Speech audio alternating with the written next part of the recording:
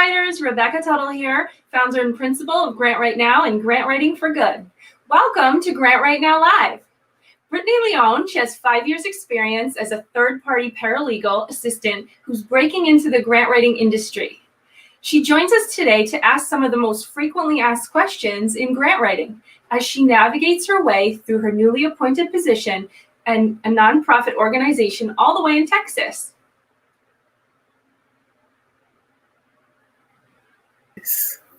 Morning, Brittnei. How are you today? Hi, Rebecca. Good morning. How are you? I'm great. Thanks for joining us. Thanks for having me. Now, it's so interesting because a lot of students or newly emerging grant writers reach out to me with questions, and I'm so glad that you accepted our invitation to come on today to ask some of them live. I think this is going to be a fun show. I think so too. Yeah, I'm excited. Me too. So tell us, Brittnei, your background is in paralegal. How has being a paralegal helped you prepare for entrance into the grant writing field? It's helped me because I look at it like this. Being a grant writer and being a paralegal are one and the same, except a paralegal has to go to court or work for an attorney, but a grant writer just have to make sure they are connected with the funder and, build relationships with the funder and get funding that way. Absolutely. And I imagine you have to conduct quite a bit of research as a paralegal, right? Yes, I do, as well as grant writing. Yes, it's a lot. Right. So it's a nice crossover. Well, you picked a good field. Now, our show highlights the good work of students, clients, organizations, and businesses who are making a difference grant writing for good. Today's episode is a direct response to some of the inquiries that we receive a lot on our show for Grant Writing for Good. Today, we're going to focus our show on the outreach that we receive by new and emerging grant writers. And we're going to talk about some frequently asked questions that Brittnei and other grant writers alike have when they are faced with some of the challenges that come up in grant writing. Today's guest, Brittnei, is going to be asking the questions of me, and so I'm just going to let her take it away. The floor is yours, Brittnei. Thank you, Rebecca. So the first question I often get for new and emerging grant writers are, what advice do I have for breaking into the industry of grant writing? Well, it's like finding a needle in a haystack sometimes, but other times it's quite simple. What I did was just put myself out there. I cast my net far and wide. I reached out to funders. I reached out to different organizations personally. I reached out to anyone that would have a grant writing program. However, I got a lot of no's. So don't let the no's stop you from getting to where you want. And because I was so persistent, that led me to you, Rebecca, at Grant Right Now. So, when we talked personally on that one-on-one level, you were the only person that said yes, which led to the other yes that I got for the company that I'm with Maine right now. Really? Incorporated. Oh, wow. That's great. Well, I'm glad you reached out. How did you find me? I found you just as a random search, not so random search on Google, because I was just looking for the keyword of grant, which led me to Grant Right Now. That's great, because that's exactly what we help people do, is learn how to grant write and help them with the skills that they need to secure grant funding right now. So I'm so glad that you reached out. It's such a delight to meet you. I think what you're saying about breaking into the grant writing industry is spot on. Persistence is the key. I commend you for your energy and enthusiasm, and also navigating how to do that, I think, is a skill in and of itself. So that's great how you were able to do that. And, you know, I have students reach out to me all the time. So if anyone is watching and you want to come on our show, ask some frequently asked questions, or just talk about grant writing, just drop us a comment and let us know, and we will gladly invite you on. So what's your next question?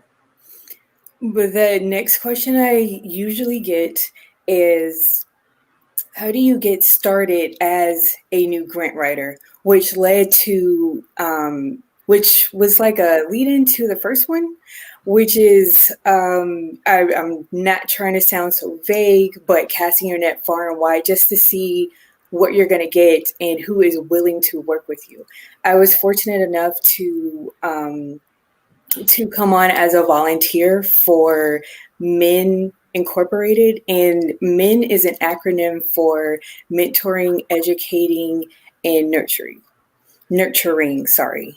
And what their organization does is counseling, therapy for men of different demographics and backgrounds between the ages of 8 and 25. They counsel, and they just anyone in that demographic that needs help with um, if they're facing homelessness and the like, or if they just need someone to talk to. That's what their organization provides. And as a grant writer, I help them get funded so they can continue on providing those services to those young men who really do need it. That's great. You know, I think you just touched on the point of how do you get started in a grant writer? You pick a field or an area of interest that resonates with you, or something that kind of pulls at your heartstrings, or that you're interested in either learning more about, joining and volunteering or participating with, but it has to be a cause that you connect with. I think you'll have the most authentic experience if you do that. And it sounds like you've done just that. Yes, true. Because I'm just that person, as strange as it sounds, I would just want to help. But That doesn't sometimes, sound strange. I think there's a lot of that in a lot of people. That's a great characteristic to have. but some, oh, go ahead. I'm sorry. No, I was just saying that's a great characteristic to have. So if you just want to help people, that's what grant writing is all about. It's about writing grants to raise that right fit funding to bring resources and relief to communities who need it. So you absolutely have the right attitude about it. And also, it's just like bridging the gap. You're literally the bridge between that organization that needs funding and the funder themselves, and you bring them together. But also, if you don't have the right proposal, unfortunately, you won't get funded. But again, it's about being persistent. It's about saying that, oh, okay, if they reject me, what do I do, or how do I make it better? And you can ask them. That's the beauty of it. If you make a mistake, you can always ask what you did wrong, and they will tell you how to fix it, and then you can resubmit that same grant at the next cycle. No, that's a great point. I'm a firm believer in no means new opportunity. It doesn't mean you did something wrong. And if your proposal is not selected, it could be for any number of reasons. And you had made mention, Brittney, that the funder might tell you a reason why you didn't get that funding secured or why they didn't make that award. I think that goes back to your skills as a persistent grant writer, is just, well, let's find out what could we do better next time, or was there a reason that maybe our grant was not funded. So doing that outreach and communicating with funders, that's intimidating to a lot of grant writers. And if you can do that, then your grants are going to get better and better each and every time you write, because you're going to understand the process better and start building relationships with philanthropists. And that's where you ultimately want to be as you accelerate your skills and your experience as a grant writer. So that's awesome advice. Now, I remember you had asked me, does grant writing cost anything? That's an interesting question, because I have never paid to take a grant writing class myself. This is my 20th year doing this, fundraising, fund development, and it didn't really exist back when I started. So I had to navigate all of this, just figuring out as I went along. And, it can be pretty intimidating at times. It can be challenging, but you make your way through it again with that persistence. So I don't believe grant writing costs anything unless you are investing in education. We have classes at Grant Write Now all the time. We have coaching, we have consulting. But to get started as a grant writer, all you need is an idea, an identified need in your community, and a willingness and eagerness within you to write a proposal. Even if it's a fictitious one, just sit down and start writing, because the more you write, the better you write. And the more you read, the better you write. So learn as much as you can by reading books. You can learn from online searches. You can learn from classes. But as far as having to make an investment, a significant investment to get started, that's not really necessary. Just sit down with your idea and start writing. Exactly. Because a lot of people are saying, and I've heard this, oh, I took so-and-so's course and I was going to have to pay $2,000 for a certificate, and they have all these materials. And you're absolutely right. It doesn't cost anything to be a grant writer, but maybe materials and more information if you want to invest in books and other learning materials, or like you say, your class, which I'm signing up for. I really am. That's great. That's what I feel like for a novice grant writer is your best bet. Just finding someone or a program that's willing to say, hey, I know you really don't know anything about it. Let me tell you what I know. Or, if you buy this course, it'll have all the information that you would need in order to make yourself successful. And as you mentioned before, if you get a no, I look at it as not right now. A rejection is not right now. It's not no unless they tell you it's no.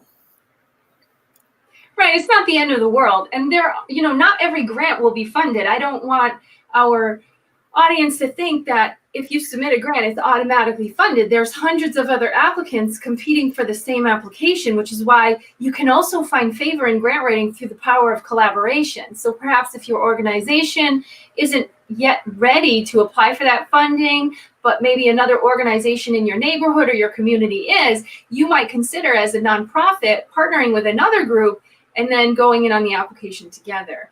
Or you may find that maybe it just wasn't a right fit after all, and that's okay, because we want to go after what makes the most sense for the need that we identify in our community. So we want to find funders who want to partner with us in that work, and not just what I say fly by night, fire off grant proposal after grant proposal. You want to be very strategic about it, and that's how you get those wins. And I believe that any grant you submit, whether it's funded or not, is still a win, because it gave you practice, you exercise your skills, you introduce your organization to philanthropists, and the whole process in and of itself is just great practice. So never be discouraged by a no. Not saying it doesn't hurt to get the no, but don't get discouraged by it. Keep on pressing on, just as Brittney is telling us. I love this advice you're giving our audience, Brittney. It's so helpful. It is, because I know, like, for me, it was just like, what do I do? Where do I go? Who do I talk to? I don't know what to do.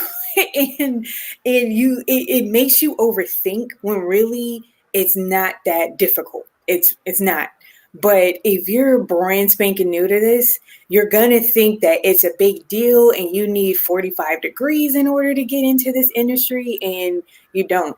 I got certified. Fun fact, I got certified as a grant writing consultant, but I didn't know that I didn't really need the cert, but I'm still grant writing. So there's that. That's great. That's great. So what if someone doesn't have everything they need to get started? Did you feel prepared when you started out? Tell us a little bit about any hesitations you had, or any preparation you felt like you needed to do beforehand, other than the classes and the professional development piece we already talked about. Is there anything else?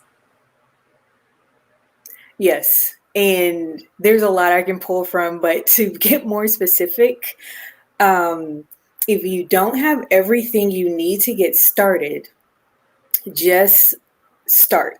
Because 9 times out of 10, and what I always hear is you have, even if you don't think it, you have everything you need to get started already. If you've done the research, if you already done what I like to call the prerequisites, the getting books, getting knowledge, taking classes, doing Google searches, or using your favorite web browser to do searches, and it seems like you hit a brick wall, that's good, because now you can get started, because you've already done the legwork in how do I become a grant writer. So now the next step is to just do it. As cliche as it sounds, just do it. Just put yourself out there. Practice writing, like Rebecca just mentioned. Or if you can't invest in a program that'll help you get into grant writing, start writing proposals yourself and just sending them off as a pre-application to the funder, just reaching out to them and saying, hey, I notice your cycle, and you can do this before they even start the cycle. Hey, I notice, this is in, say, March 2021. It's now November 2020. I would like to write a full proposal, but However, can you let me know if this would be a good fit for my pre-application, whatever organization that they're writing from? And they'll let you know. They'll either say, no, we prefer by invitation only, or they'll say, yes, but you still have to follow the proper procedures and guidelines, and read. Number one thing, read all the guidelines. Every guidelines that the funder has, read them. Even if you think it's mundane, read them, reread them for the next 3 times. Make sure you understand it. Absolutely. And like you said, if a funder says no unsolicited proposals accepted, you would probably not outreach to that particular funder with a grant application because you are ineligible, which I think what you're getting at is the funder's request for proposal or announcement is essentially the instructions for a grant proposal, and you want to read through all those instructions.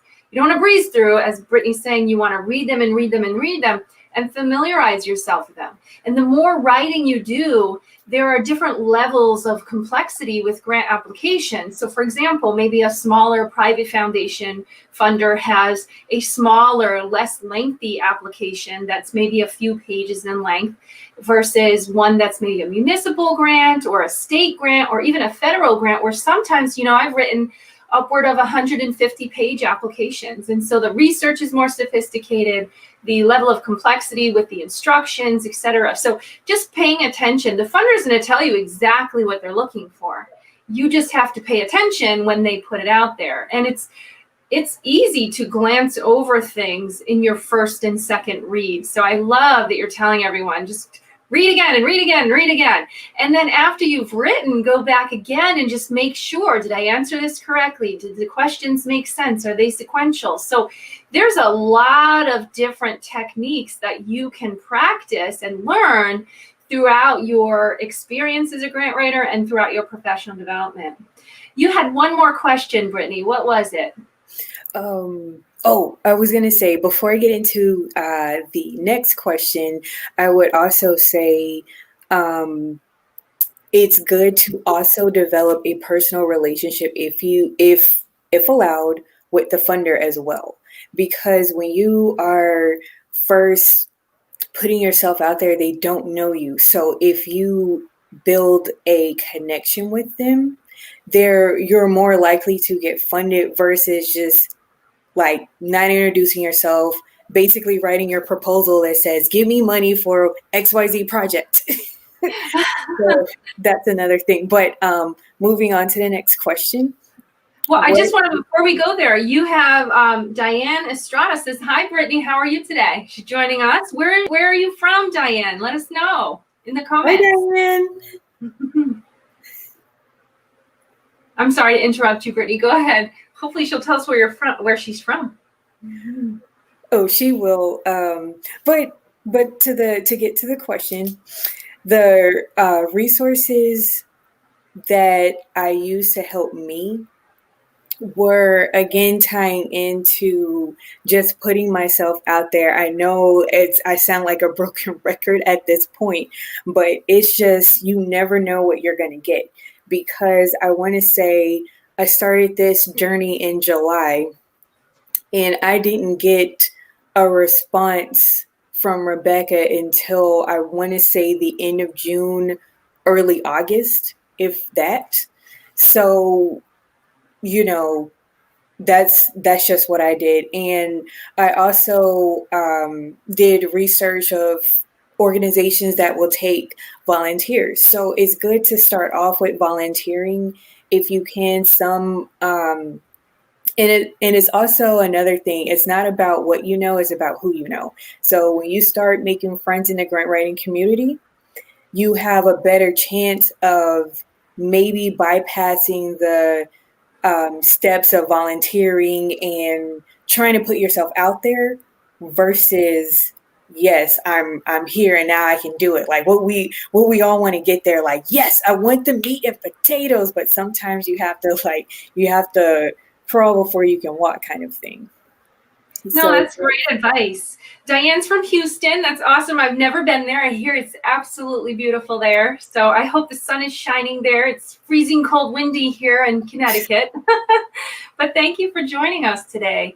You know, that's some more great advice, Brittney. We've covered a lot of questions today, and these are common questions that come up in grant writing all the time. So I hope people were taking notes, because if you weren't, you could go back and watch this video and get some real solid advice from Brittney as an emerging grant writer, and from the conversation today, just to help you get started on your journey as a grant writer.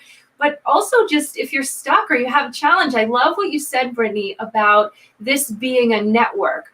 I have taught 6,047 students to date from all over the country. Yes. How to find, write, and secure grant funding. And I tell my students all the time, each and every one, we are all in each other's networks. So if I can help you in any way, reach out to me, do not hesitate. We all rely on each other to continue building momentum, building relationships. And also, if we have a question in grant writing, it's great to have a network of other writers that we can call upon and ask them some of these frequently asked questions. So thank you, Brittney, for being in my network of grant writing. Thank you for inviting me into yours. This has been a great conversation today. Yes, and thank you for having me. It's like I said before, when you get that person that's willing to help you, like how I found Rebecca, it's like a sigh of relief. but still, the network is big, is vast, and just continue to make friends in networking and grant writing. Absolutely. If you could leave us with anything at all, any advice, Brittney, what would that be? Get rest. Get rest, because you don't want to do what I did and spend like 1,000 hours researching and not get rest. And then you look like you're tired, and then you are tired, which makes you grouchy. And then no one wants to work with you because you had one bad day. So I would say it's going to be there tomorrow. Whenever you pick it up, it's going to be there tomorrow. So get lots of rest. That way you're fresh and refreshed in the morning, or whenever you go about your day, and whenever you are networking and making those partnerships, they don't get that attitude of, oh, she woke up or he woke up on the wrong side of the bed today. Absolutely. I always say pencils down, put it away, and come back for a fresh start. That's great advice, Brittney. Thank you so much for joining us today. I hope everyone enjoyed this conversation of frequently asked questions in grant writing. If you have any frequently asked questions, drop them in the comments or send us an email, and we'll be glad to invite you on the show, talk about those questions and answers. And who knows, maybe we'll pass them along to Brittney and she will give us some extra advice, just like she did today. I hope you all have a wonderful day, and we will see you later, grant writers. Bye-bye. Bye.